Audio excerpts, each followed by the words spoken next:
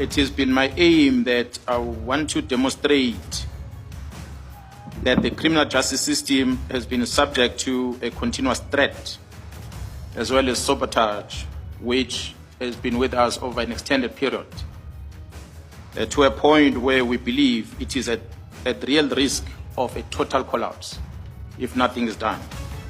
Therefore, an urgent and effective interventions are required in order to avert this outcome. The nature and seriousness of the offences demonstrate a clear danger to the safety of the community. The state's case viewed at this stage cannot be described as weak. In the light of these findings, the court is not persuaded and satisfied that the applicant has established exceptional circumstances which, in the interests of justice, permits his release on bail. The application for bail is accordingly refused.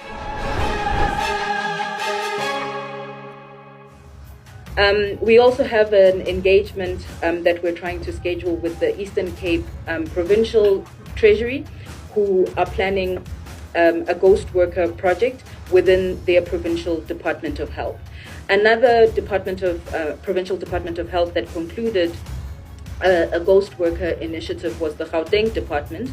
I think it will still be worth us trying to reach out to them, although their project finalized and they had identified and frozen salaries for 188 employees.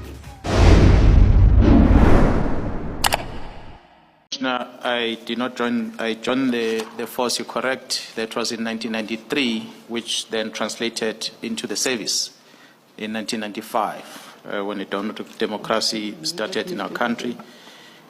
I joined the service in 1993, June, when I underwent training at the police college in Pretoria.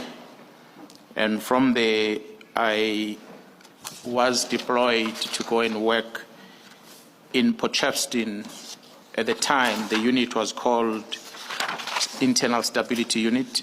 In 1993, when December, after my training, which the name then later changed into Public Order Policing Unit. And from Public Order Policing Unit, Potchefstroom, I moved to Durban, Public Order Policing Unit. That is when I joined the Special Task Force from Durban. I attended a training in the Special Task Force in 1998. And from there, I worked at the unit, the Special Task Force Durban, until 2001. In 2001, I moved to Pretoria, where I assumed command of the Pretoria unit, Special Task Force. And from there, I became the deputy head of the task force, and subsequent to that, promoted to the overall command of the Special Task Force in 2005. And from there, I moved to become a head of specialized operations that includes the Air Wing, the Special Task Force, the NIU, TRT, and other units that are tactical in the South African Police Service. And from there, I became the acting National Commissioner. From the position of acting National Commissioner, which was a couple of months, just less than a year, I spent the whole year after that enjoying time sitting at home without a post. And subsequent to that, I was then deployed to be the head of facility management in the South African Police Service. And from there, I became the head of the training section of the police, which is a division that is referred to as Human Resource Development. And from Human Resource Development, I was deployed in KwaZulu-Natal to go and act in the period 2018 until 2019. And from there, I moved back to the head office under the Division Operational Response Service, where I worked until 2021. That is when, in April, I assumed my responsibility of being the Provincial Commissioner of KwaZulu-Natal. So that is a position I'm currently occupying. Commissioner, I disagree with the assessment of the Minister in this regard. I have displayed earlier today, also in the statement, previous pages, the work that the team have done, the success rate, the performance that influence the extra work to be given to the team, which will include the work in Eastern Cape as well as traditional leadership. So for a minister to reach this conclusion, worse because the minister has not received a formal briefing on the work that this team is doing. So to me, it was a wrong conclusion that the minister has reached, which is why it became a matter of concern. I think somewhere in your statement, but as part of that same theme, you say that the disbandment would have resulted in all dockers having to be sent to different corners within KwaZulu-Natal to be handled by individual investigators who would no longer have the benefit of this integrated approach to, one, investigating and also two, to prosecution, which, according to your statement, would have been disadvantageous to the process. That is correct, Commissioner. I can agree with you more. The minister's conclusion of saying that the team does not have any value in policing in South Africa was misplaced. It is my belief that perhaps, as I had said in the public in the very same month of January, that someone influenced the minister to do this. And you indicate that you took some resolutions following the National Commissioner's failure to report back to you on any contact and conversation he may have had with the minister. What were those steps you took? Part of the, if I hear the question correct, Commissioner, on what I did after speaking to the National Commissioner not able to come back to me. Yes. I said earlier I had engagement with the Chief of Staff right at the beginning because he's a person I knew very well. And I even requested the Chief of Staff that he must try and arrange a meeting with the Minister so that we can be able to tell the Minister about the consequence of the letter that he has written. And after engaging with the National Commissioner, I did not leave it there. I continuously tried different individuals outside the structure of government, people that I thought the minister might listen to. I tried to engage them, to try and reach out to the minister so that we can talk about this. But that did not give me any success. I then took a decision to engage the minister directly in the form of a WhatsApp that I sent him. He acknowledged that and he was to set up a meeting, but to date, that meeting never materialized. I must indicate that, Commissioner, there were 5 altogether.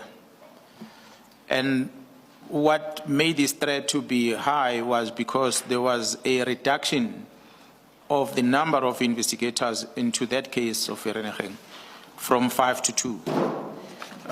Well, of course, we don't know the reasons as to what led into that. So part of the threat was that the team that was busy with this investigation felt that they can protect themselves because there's quite a lot of them, but suddenly they are reduced to 2. And that made them feel more vulnerable. And as a result, and in part, the death threats were made on them. And there was also this growing concern about infiltration of the police, which might have led into the reduction of these number of detectives that they deployed.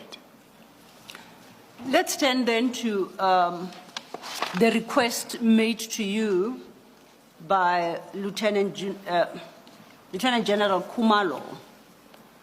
Could you give a brief description of the nature of the request? Commissioner, Lieutenant General Khumalo, if you remember, if you recall, I mentioned earlier that he has been with the political killings task team from inception in 2018 So he understands the methodology of operations that we are running within the political task team and different disciplines and expertise that are sitting there. The commissioner made the reference to paragraph 93 about the achievement of the team, which has been reflected on the successes that they've made over time. So he was well aware that if anyone that is going to be able to have the two detectives from Gauteng, they better come from that team because it's well equipped and he understands how they operate. So that's why he approached me and he asked me if I can release some of these investigators to come to Gauteng so they can assist. And how many did he request and for what purpose? He requested 10 of them, and they had specific purpose that they were going to, specific roles they were going to play. Amongst the 10 will include a commander that was going to be in charge of the team, the analyst that were going to assist the team, the investigators, including the digital forensic investigators, ballistic analysts, crime scene experts, as well as a designated firearm officer and cell phone data analysis. I received a WhatsApp message from a friend who sent me what looks like a letter that was signed by the Minister of Police disestablishing the political killings task team. In the footage, voices can be heard asserting their readiness. You say in that paragraph that you had not received formal communication in this regard. They said that they were ready to take. That is true, Commissioner. I had not received any communication from anyone with regard to the establishment of the team. So you established on the 2nd of something that had transpired involving the task team before the 2nd, but you did not do so formally. You learned through a friend, so you say. That is correct, Commissioner. I learned through a WhatsApp message with a copy of the letter that was sent by a friend. What were the implications? What was your understanding of the implications of the letter that you received? What is the notion of the disestablishment of the task team? And what are the implications thereof? Well, the implications were going to be severe, Commissioner, because this is a team that was formed in 2018, where the executive or the head of the executive, which is the president of the country, was involved. A group of ministers, which we refer to as the interministerial committee, were overseeing the work of this team. Different steering committees that were charged with the responsibility to oversee the work of the team, as well as, more importantly, the budget, the financial cost that was given to the team. But most critical, Commissioners, are the investigations that some of them were already in court and some of them were underway, and the clients, which is the community out there, the victims of crime, the families of the victims of crime that needed closure with regard to the work that the team was doing, were going to be affected by this letter. That's why I was surprised, because getting it from a private person is not involved in police operations was a surprise. Ashley Ogle spills the tea on breakup with Sweet Guluva. Ashley Ogle spills the tea on breakup with Sweet Guluva. Ladies and gentlemen, my name is Dr. Jones. Why not TV? Please subscribe. Former Big Brother Mzansi Season 5 contestant Ashley Ogle has finally shared the truth behind the end of her much talked about romance with Sweet Guluva. The season's eventual winner, their relationship, which set the Umlilo edition buzzing, had fans hoping for a fairy tale ending, but Ashley revealed that it ended in heartbreak. In a candid conversation on Drink or Tell the Truth, aired on Thursday, 11 September 2025, Ashley spoke openly with host Lasizwe Dambuza about the breakup. When asked why the relationship ended despite appearing strong, she explained that the decision wasn't hers to make. It was a sweet Guluva, whose real name is Akona Matemba Mbele Zwane, who chose to end things. What was the main reason for you and Sweet Kuluba to break up? I knew it. Anyway, well, I don't back down from any question, so I'm gonna just say that Sweet Kuluba broke up with me, the man. I didn't break up with him, so obviously I was forced to go with it. Yeah. So he broke up with you? Mm-hmm. Why? What is the main reason? You see, I think that I'm a fan of Sweet Kuluva. Yeah. And I was in love with Sweet Kuluva. I'll still say I am in love with Sweet Kuluva. But I don't and I like Sweet Kuluva. I don't particularly like Akona Matemba. But I love Akona Matemba and I still am in love with her. I'm going to just say that Sweet Kuluva broke up with me. The man, I didn't break up with him. So obviously, I was forced to go with it, Ashley admitted. When Lasizwe asked why she thought Sweet Guluva ended things, Ashley explained that there was a difference between the persona fans knew and the person he was. She believes Sweet Guluva, the reality TV star, loved her.